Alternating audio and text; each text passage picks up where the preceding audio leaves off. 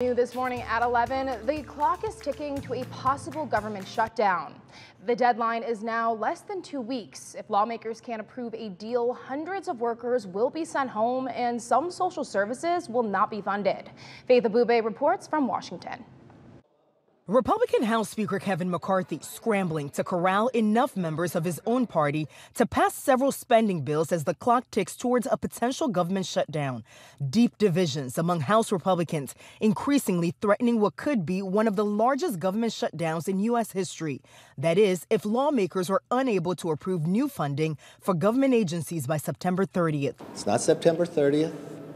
The game is not over, so we continue to work through it. And I've been at this place many times before, and we're going to solve this problem. But on Tuesday, House Republicans could not muster the votes to pass their own defense spending bill after 5 hardliners blocked the measure from advancing.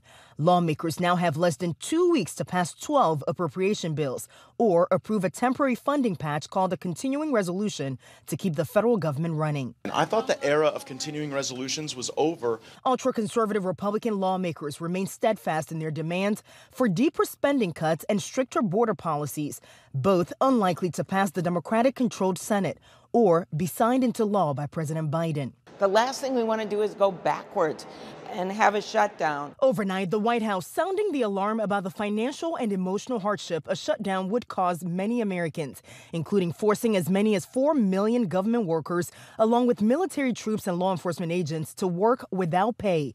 Money to fund disaster relief could run low, and 10,000 children would lose access to Head Start. We're pulling for the Speaker and hoping we can move forward. And while a shutdown would be devastating, essential government services would continue. Medicare, Medicaid, Social Security, and the U.S. Postal Service would not be impacted. But both Democratic and Republican lawmakers have said they want to avoid a shutdown. In Washington, Faith Abube, ABC News. The last government shutdown happened in 2018 and lasted 35 days into 2019. It cost the U.S. government about $5 billion.